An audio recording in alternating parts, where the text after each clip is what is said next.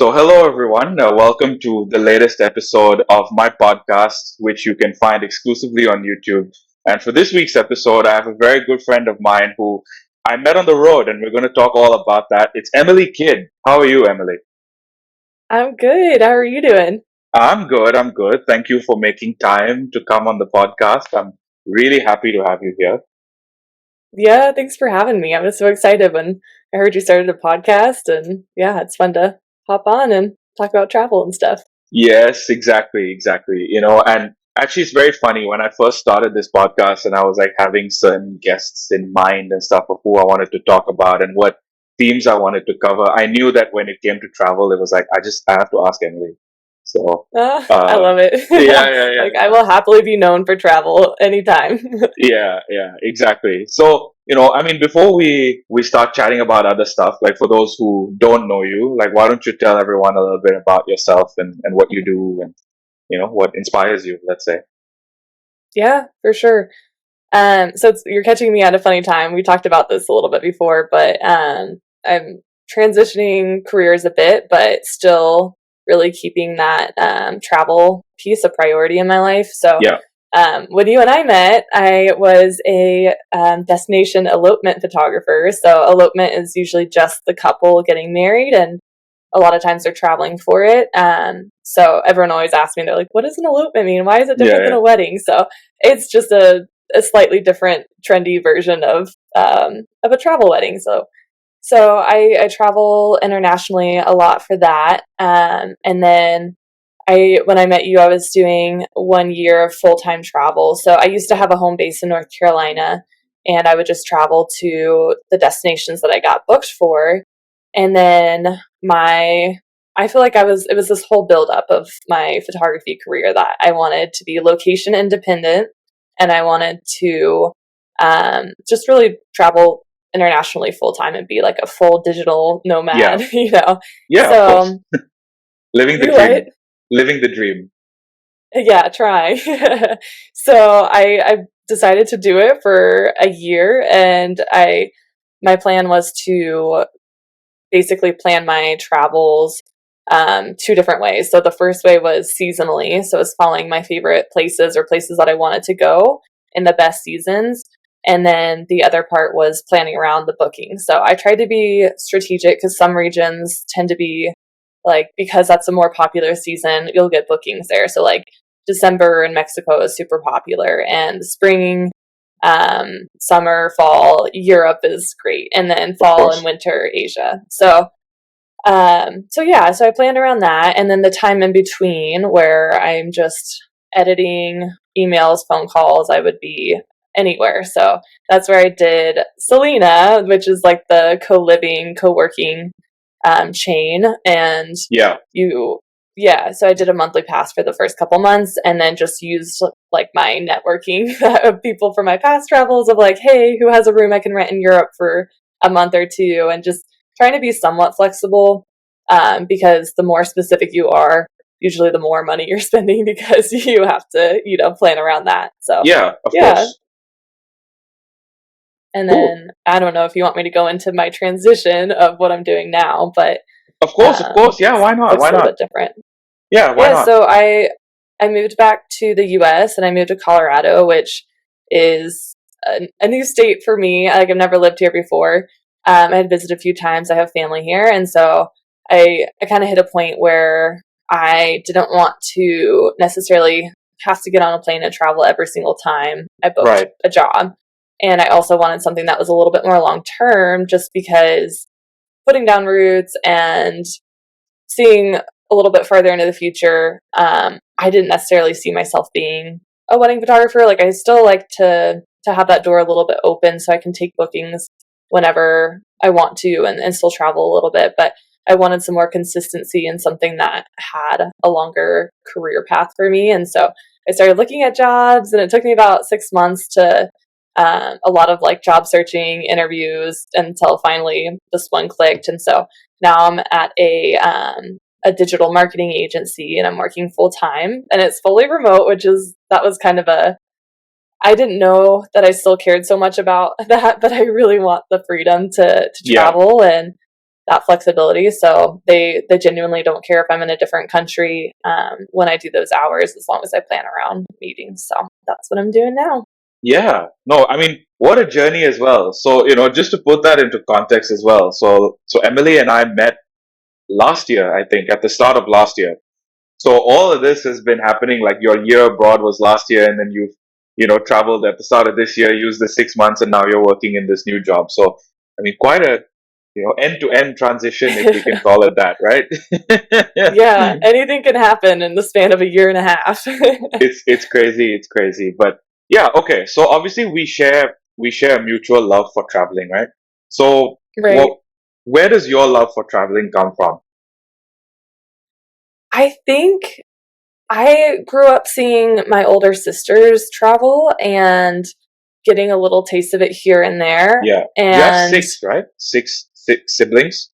yeah, I have five sisters and one brother, and I'm the youngest, so There you there's go. a lot of us. Okay.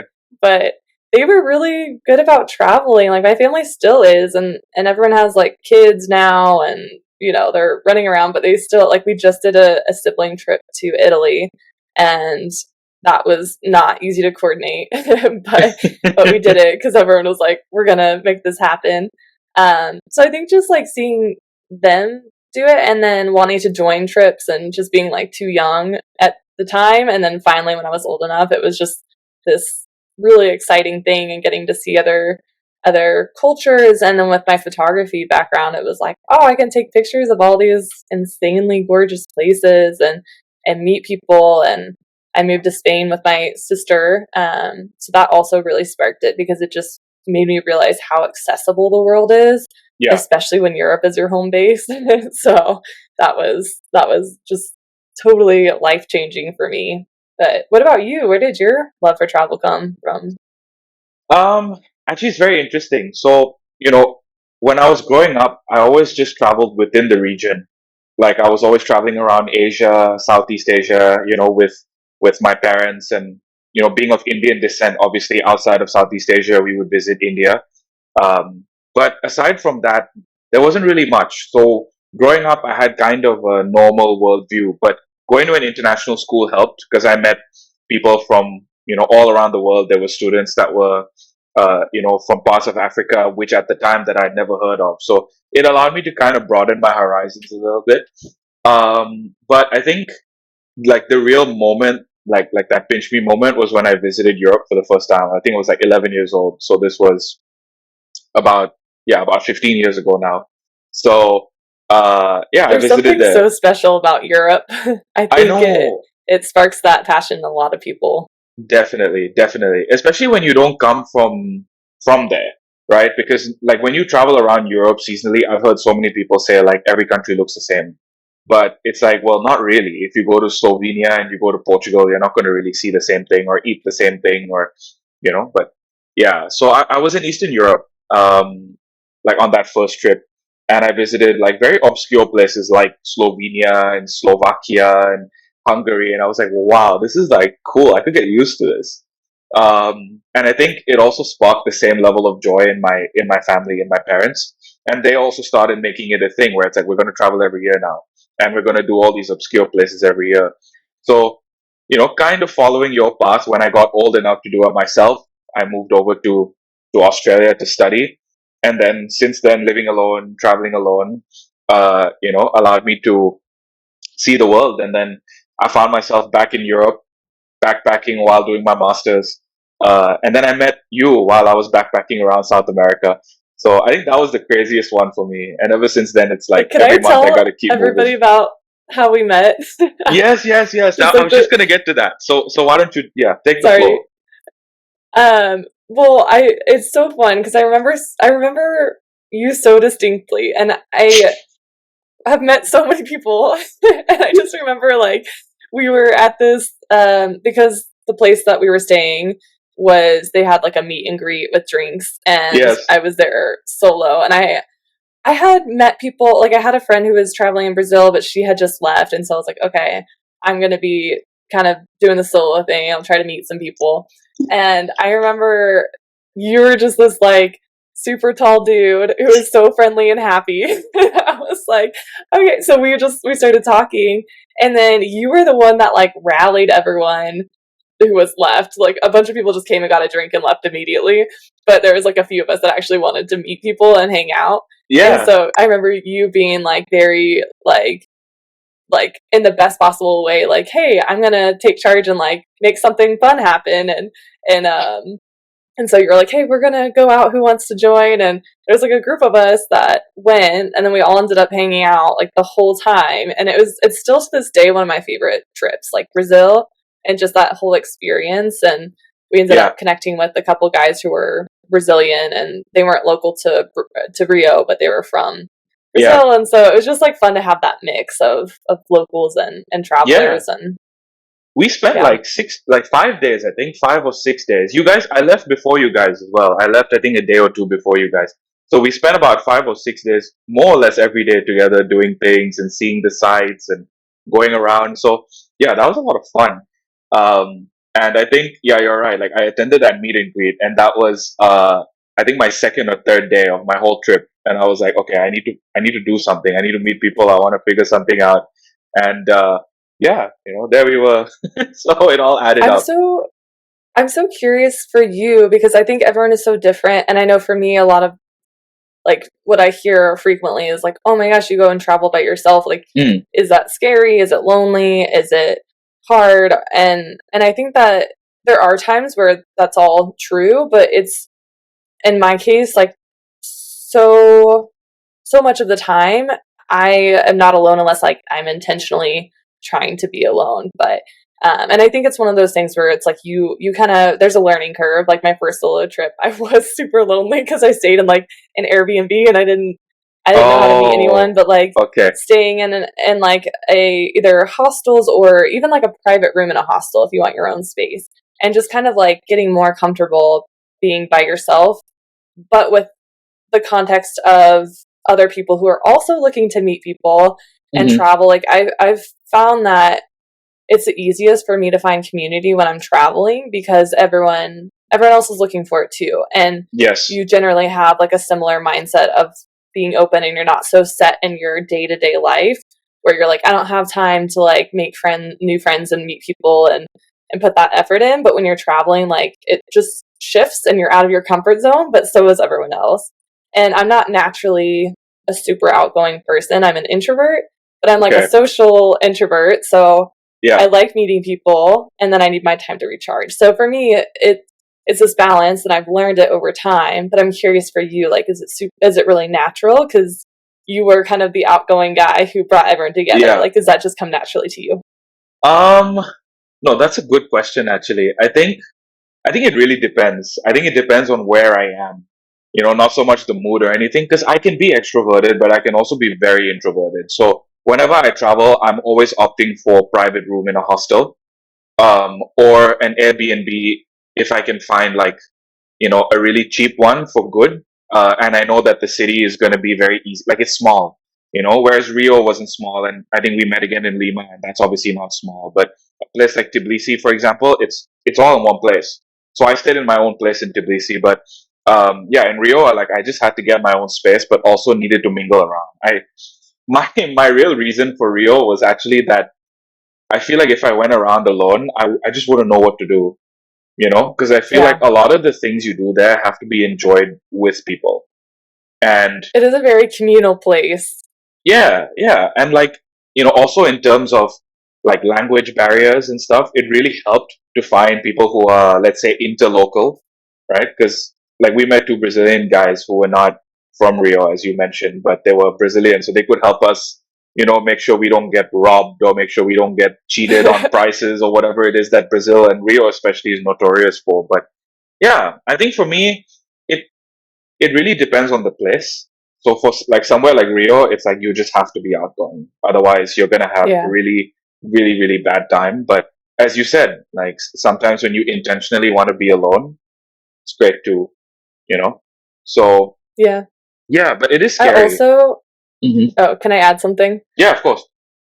So, because one thing that I feel like made me love travel so much was it's scary at first, but when you realize that you're never, unless you choose to, like we've seen each other, but we've been like, oh hey, we're in this place again. But most of the time, it's like you're having this experience with these people that you may never see again, and there's something so freeing about letting go what people think about you and just the freedom to like totally be yourself and come out of your shell. And because I think Agreed. growing up, I grew up in Kansas, and it's like I lived there for 18 years, and I went to a really small school and a very small, close knit community, which is beautiful, and I loved it. But I think there's something just psychologically where you're like, these people, whatever impression I leave, like I'm stuck with them for the foreseeable Yes. future. And if they don't Yes. like me, then like that's you don't. Everyone wants to feel loved and belong and all that. So like when you're traveling, I think it frees you up to just let yourself be like whoever you want to be and in a genuine way. And I think that you actually realize that people genuinely like you for you, and then like you can come back with the confidence that maybe you didn't have before. Like that was my experience, and I don't know if you've felt that as well. Hmm. I agree. I think as well, like you will always keep the people who you're meant to keep. Like even on these travels, for example, like face to face, I don't think we've actually seen each other since that Brazil trip. So it's coming on to We did. almost. We did We saw each other in in Lima, Peru. in Peru. Yeah, yeah, yeah. So Yeah, that was but about that was about not that. That was like a month later, maybe. a month later. Exactly, exactly. So that would have been like end of March. So yeah, we're heading onwards to almost 2 years now. I know you were in Thailand, but we weren't able to coordinate, which is okay.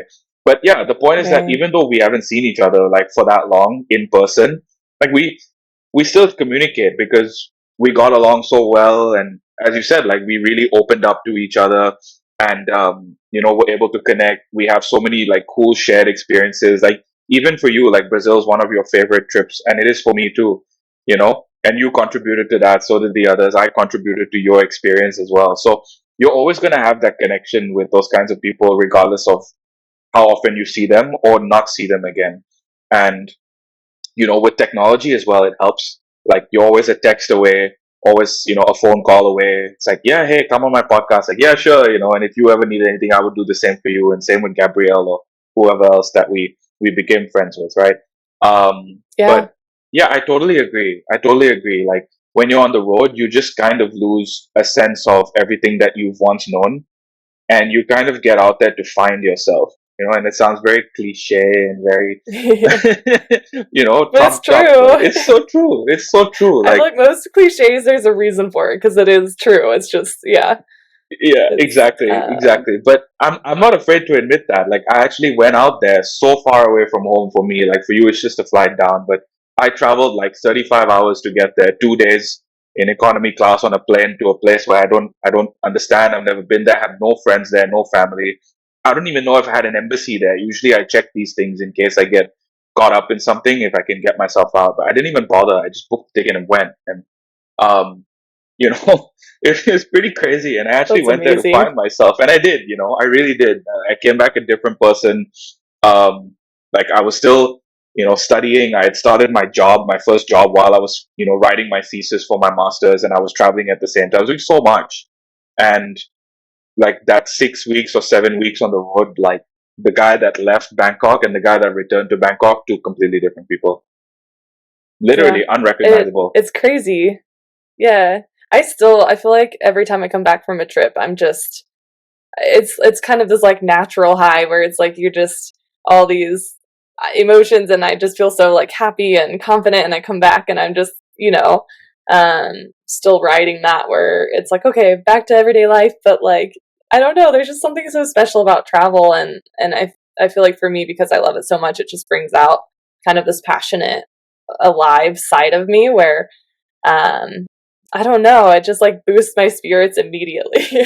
Like even if something goes wrong, I'm still like, oh, it's like I'm traveling, I'm in another country, it's fine. Like I'll and I think that's one big thing that travel um really helps with is like creative problem solving, thinking on your feet, and especially with the way that I travel because Of I'm course, kind of a yeah. hot mess. I just stopped planning like because I was traveling so much. I didn't have the Okay. capacity. Um I plan to an extent of like, hey, I know I'm going to be in this region and I might have a flight here, but like definitely a lot of times where I'm doing quick trips and I'm literally at the airport on my way and I'm like, I should probably figure out where I'm going to sleep tonight. Like, I need to book something. Yeah, Like, that's so crazy. I think there's a point where like you miss flights, you have to figure out the transportation in this place. I've been like stranded in random countries when I don't speak the language, and like you just figure it out, like you do. And there was times where that was stressful because if it was, I was plan totally different if I'm traveling for work versus personal travel. Like let me put that out there because like if I'm traveling for work, I need to actually be very organized, show up early, create buffer room so like when stuff does go wrong, it doesn't affect Yes, yes, my exactly. clients. And No, it's so good you got that that's out as well different. because you don't want to kill your own business. Right? I know. Everyone's like, don't hire her, she's a mess. Yeah. No, yeah, it's totally different. I'm a mess when it's like personal travel, and I think I like that spontaneity just because I remember when I first started traveling, Yeah. even personal travel, I was so organized and planned, and I was excited about it, so I wanted everything, like every detail, and Yes. then it's like people invite you to do stuff, and you're like, oh, sorry, like I'm booked solid this whole time, and so I just started like once I got more comfortable and confident, I just started winging it when I was personal Yeah. traveling, and then obviously for photography stuff, that's like I'm meeting up with these people, Yeah. and that trip is designated for them, and it's not about me. And I might tack on a few days at the end for like personal stuff that I'm just doing on my own time. But yeah, it's definitely a fun problem solving skill that you For build. sure. For sure. And I learned that the hard way, remember, in terms of the organized part. Like there were some parts about Brazil that I was like a little bit nervous about, especially in Rio. And I made contingency plans in case I didn't meet anyone.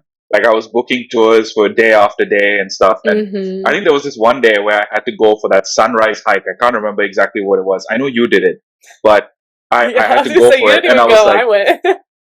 yeah, no, and then it was like you guys were there, and then Gabrielle and Kawan were like, oh, we're going to Copacabana and Ipanema and Leblon. We're going to go beach hopping, and Emily's coming, and I'm like, oh, okay, okay, I'm going to ditch them, and I think I told the guy I had like food poisoning or something because I ate street You meat. did. Yeah, You were like, you gave me his contact information to go, and you're like, do not tell him that we went to the beaches instead.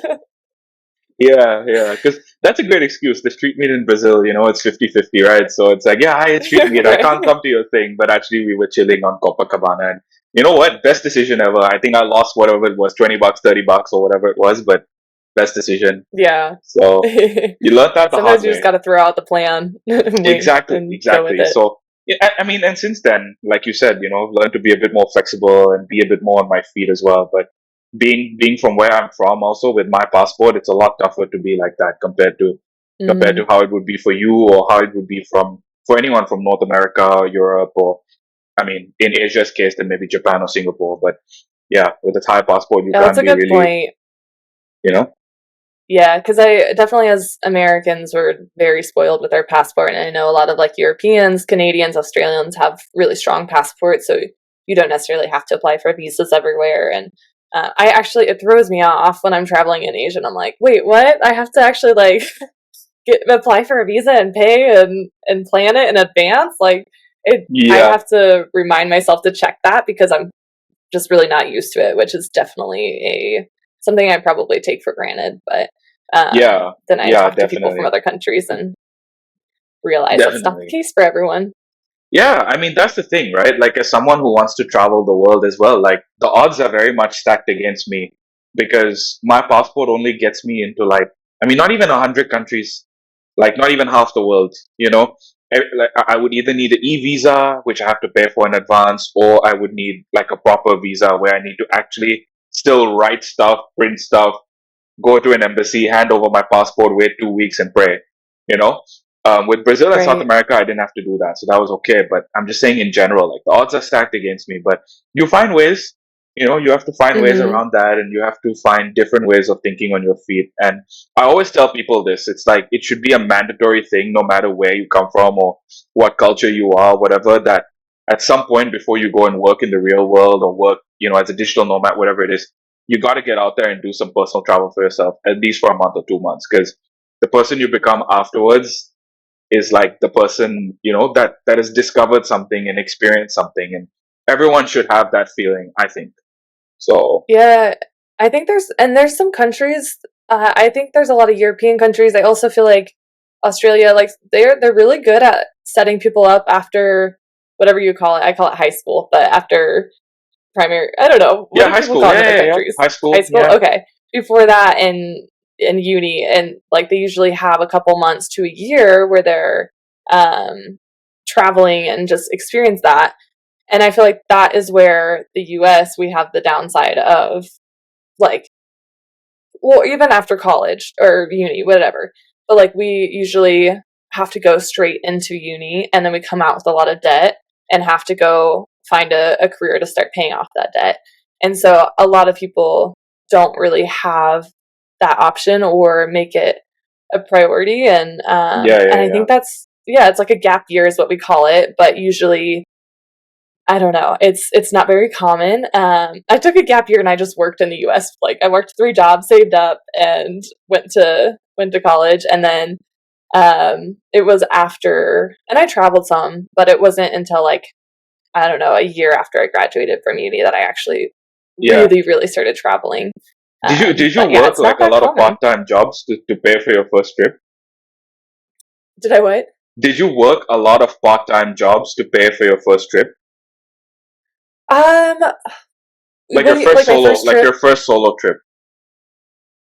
So my first solo trip, I was living in Spain, so I had moved to Spain, um, and Okay. then just did like a trip. So that one was a little bit different, and I was nannying and sort of like an au pair, but for my own family, and so they were very like, okay, we'll pay you when you're here, and then if you want to take time to go travel. So that was kind of like a very unique situation. Lucky But you. I did, yeah, I did before that I always tried to do one international trip a year, and I started that in college. So I think the first one was Iceland. It was like a $300 flight from DC, Washington DC to Iceland, and me and my friend went. And because like I was paying my own way through school and I was working a lot and I had saved a lot, but I was like using all that money for school so that I wouldn't have debt. and Yeah, yeah, yeah, and so we're on this like shoestring budget in Iceland, which is such a, like the flight was cheap, but everything in Iceland was so expensive. yeah, So we're like sharing a slice of pizza and like making sandwiches from the grocery store and like yeah.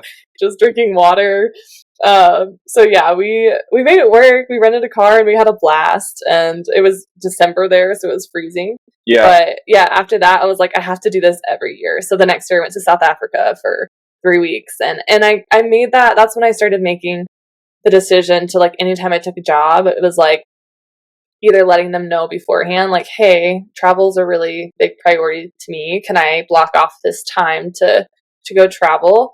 Obviously, I'm not expecting to get paid during that time, or like, hey, do I have the flexibility to work while I'm doing that? So that's something that I've seen consistently from before my photography career, during that, and then even now. Like, no matter what, and like you said, like the odds were stacked against you, but it's a priority for you, so you're making it happen. And Exactly. that's the thing, is like we might have opportunities and we might not, but I feel like it's so doable, and you just have to decide that you're gonna make it happen. And it's gonna be hard at first, but it gets easier. Like Yeah, for me, it's definitely. harder to stay put now than it is to travel. Like it's Exactly. actually so much harder to be here in Colorado and not plan like 10 trips right now. It's so true. It's so true. And I mean, I had this streak going on ever since I did my solo backpacking trip in Europe. I think 2 years ago now, 2.5 years ago now, whatever it is. But like since then, I was just traveling one country a month. I just could not stay home.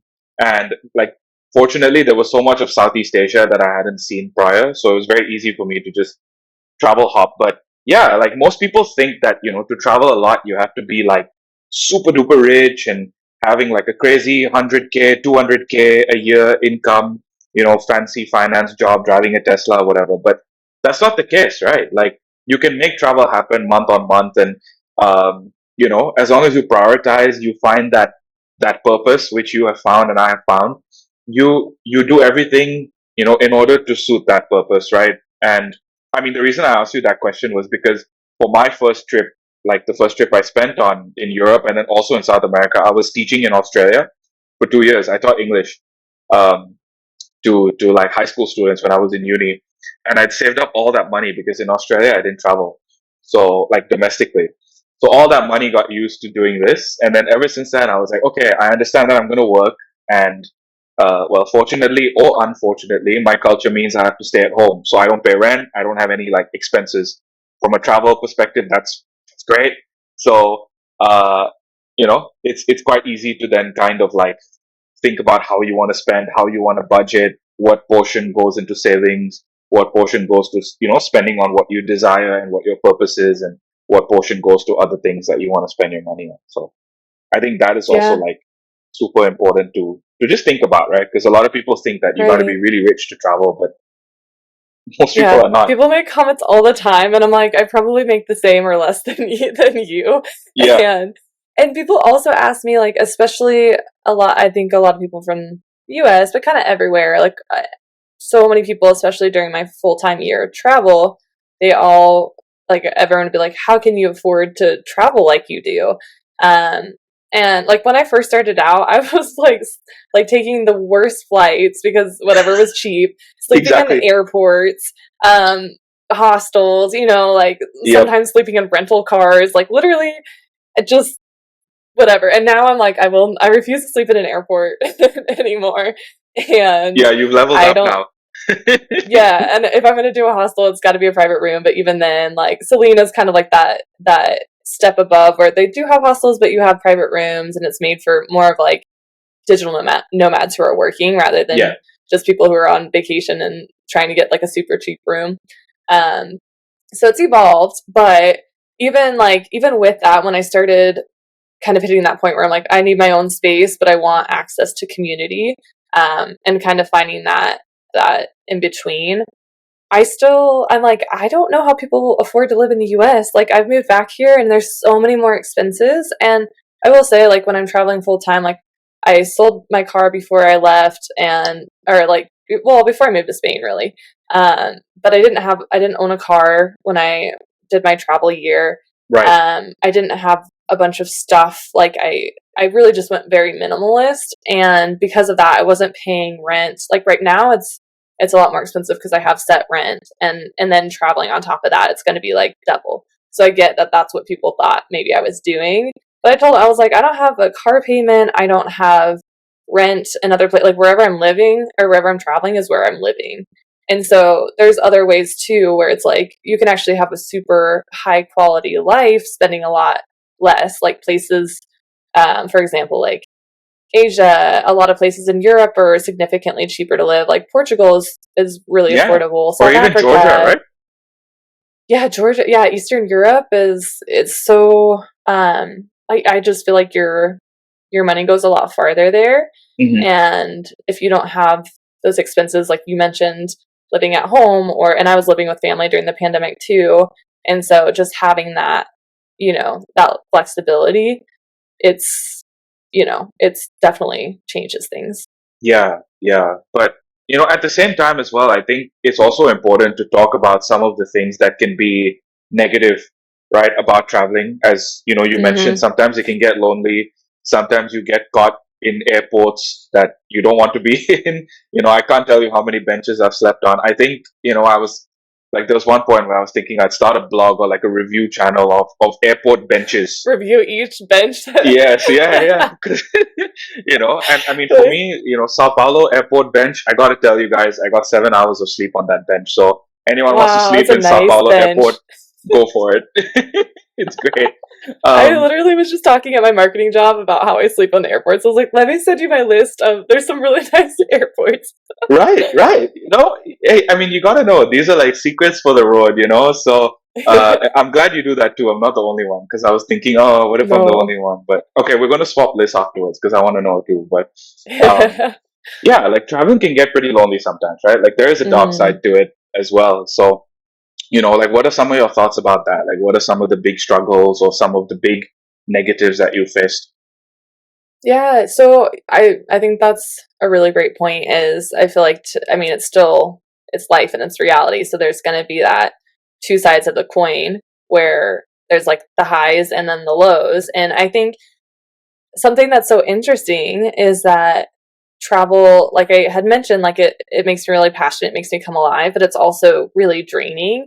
And so I feel like physically and even like socially, there's times where I hit a wall, and maybe even like I don't get homesick very often, but sometimes like I will crave the most random things from home, from the US, that I never want when I'm there, but just because it's familiar. Yeah. But I remember there's like specific places where, or even like culturally, where it just feels so different. And like maybe I try to be culturally sensitive, but there's times where like maybe I was underprepared, or um, doing a bunch of trips and didn't really either do the research or have like the right stuff, and just feeling really uncomfortable, and like I was maybe not being as respectful as I could or should have been, but like trying to like adjust for that in the moment.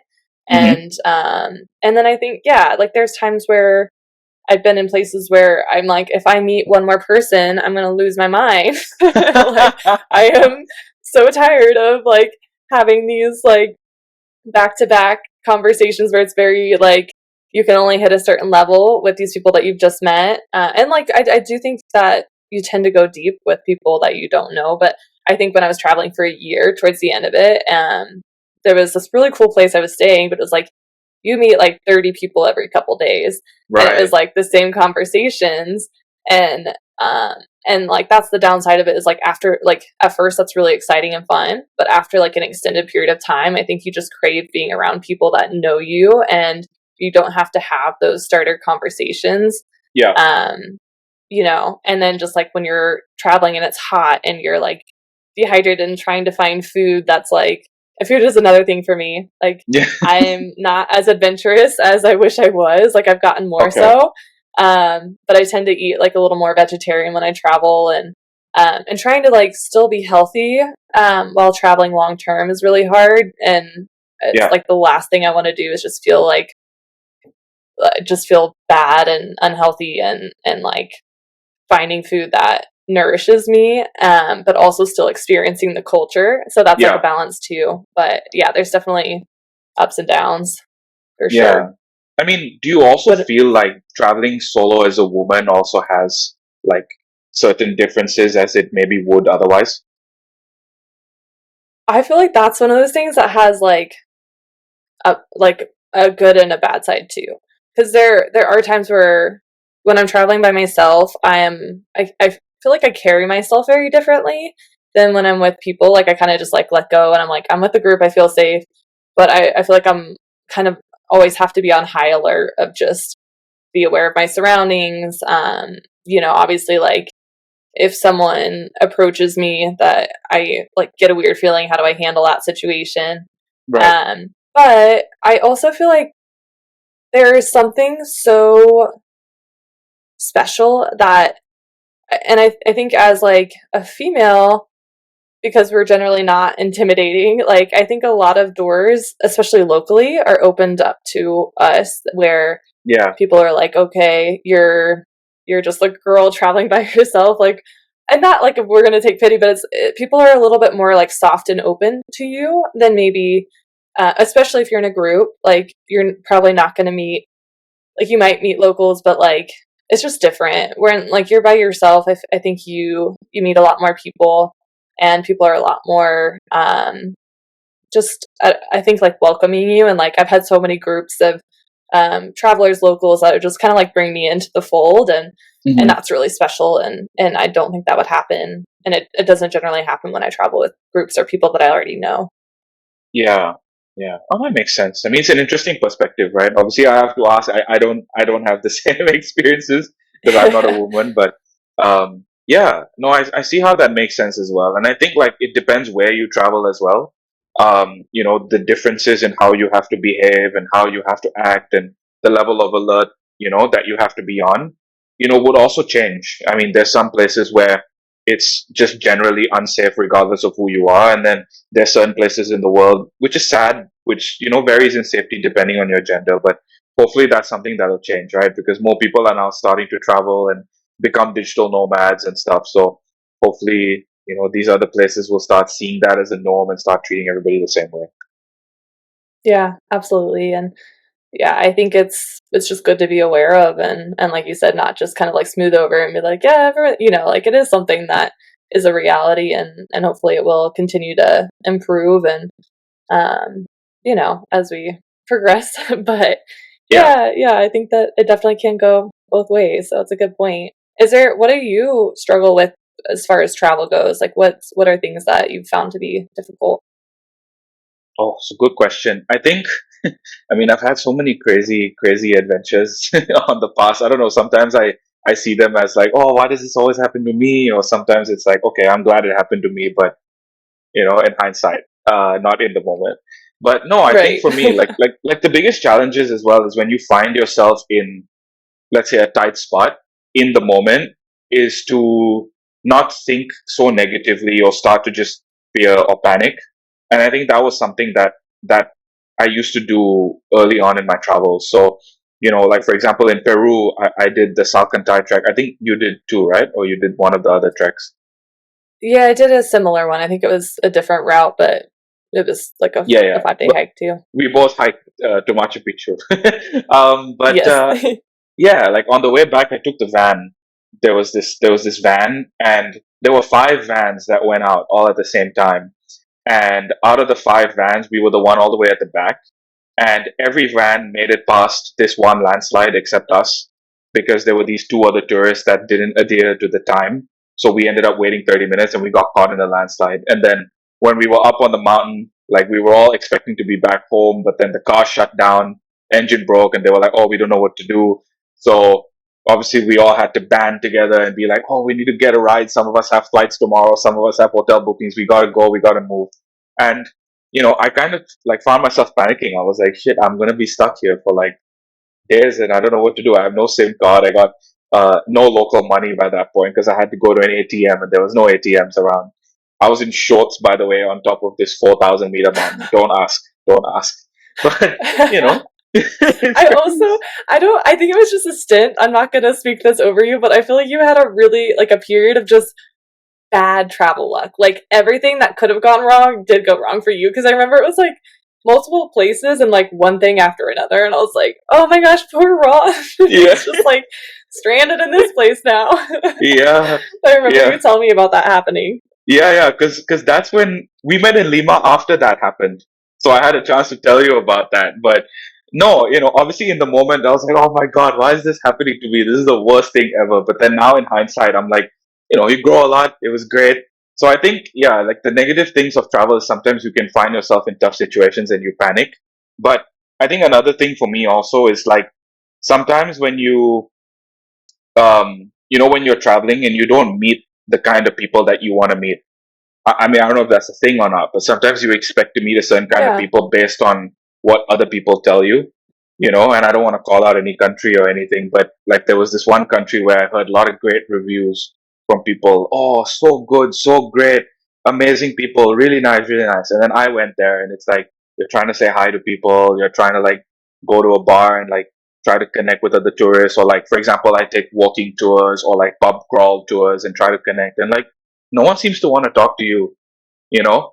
And I'm just like, where did you go? Like, this is so boring. Like, I just, and you feel discouraged and you feel as though like you've wasted your time and you've wasted your money, which you work hard for. And so I think sometimes there's also that challenge that you face.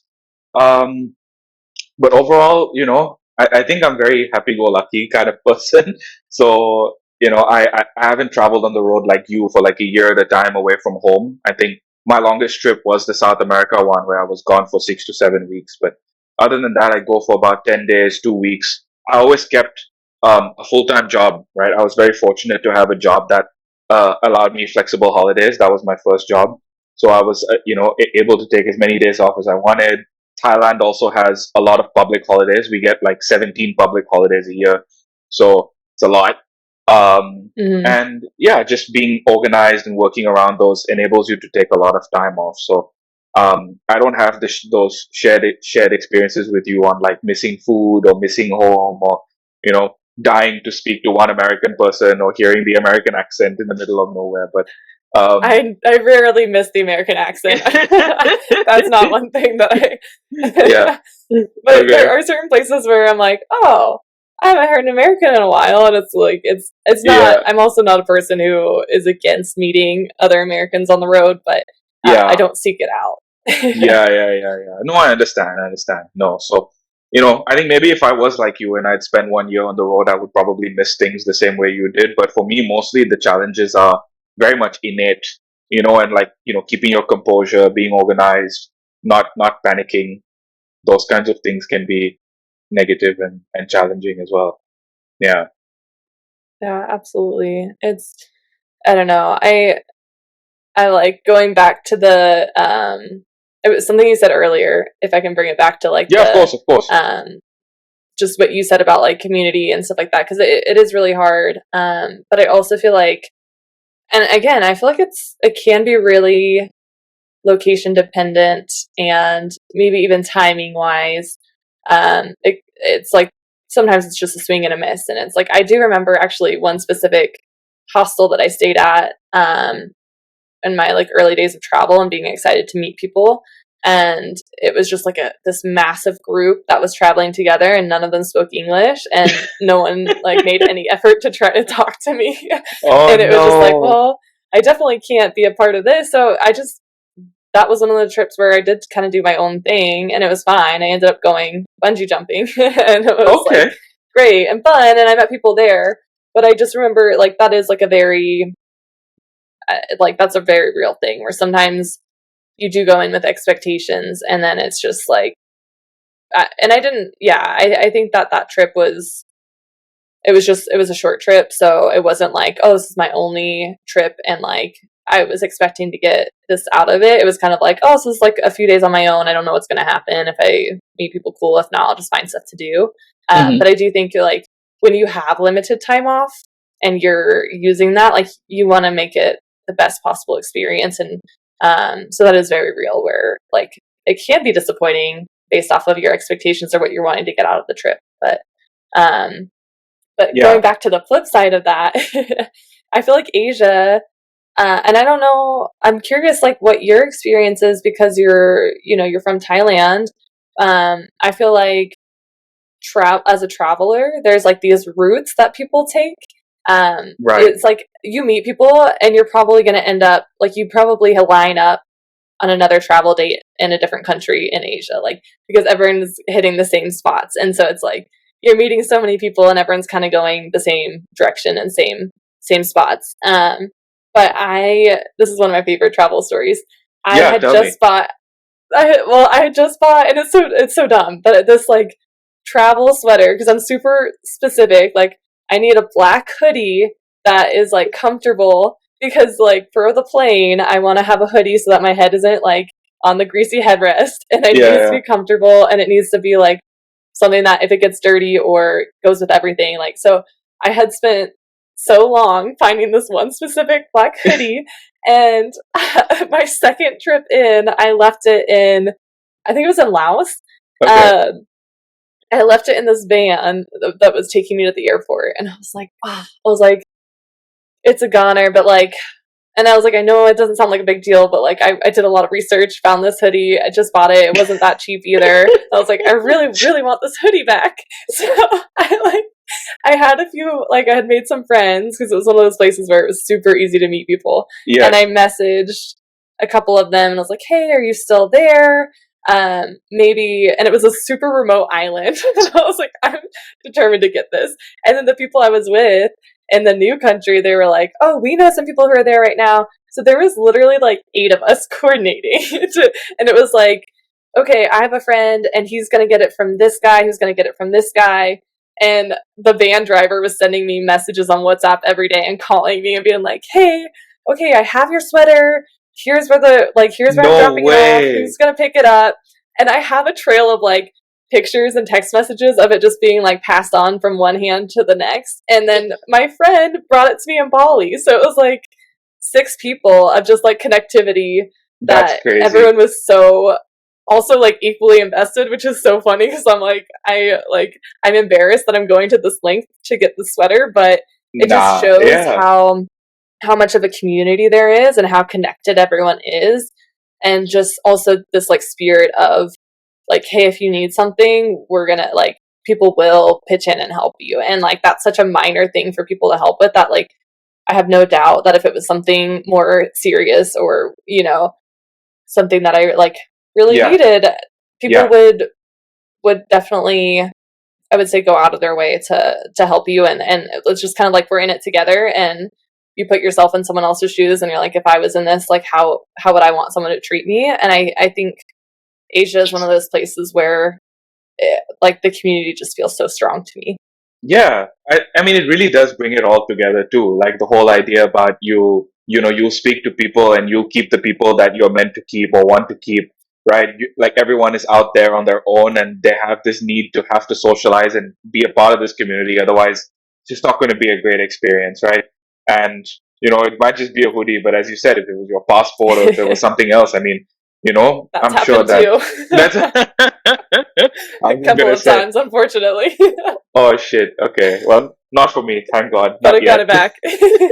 Yeah, not yet. Not yet. But you should definitely, put up that story somewhere, man. Like either on Instagram or something. I guarantee you that will I go think I viral. did during the time. I definitely like I had pictures of like look guys and like telling people. Yeah, so I Really? did. I don't have it like saved in a highlight or anything, but I do remember like putting it out on my You stories and have to. just being You like, have I to. got my I hoodie. guarantee you it's going to go viral. It'll go viral for sure. Because that is one hell of a backpacking story. Yeah. Yeah, there's so many stories, and I feel like what you talked about, like the stuff where like I remember there's being like times in South Africa where me and my sister got stranded and just like being in a place that and it doesn't always feel super safe, and it's one of my favorite countries, so I'm not speaking negatively about it, but there are some Of safety course. concerns, and getting stranded there is not ideal, like two girls by themselves. And so it was kind of like that was like a moment of panic.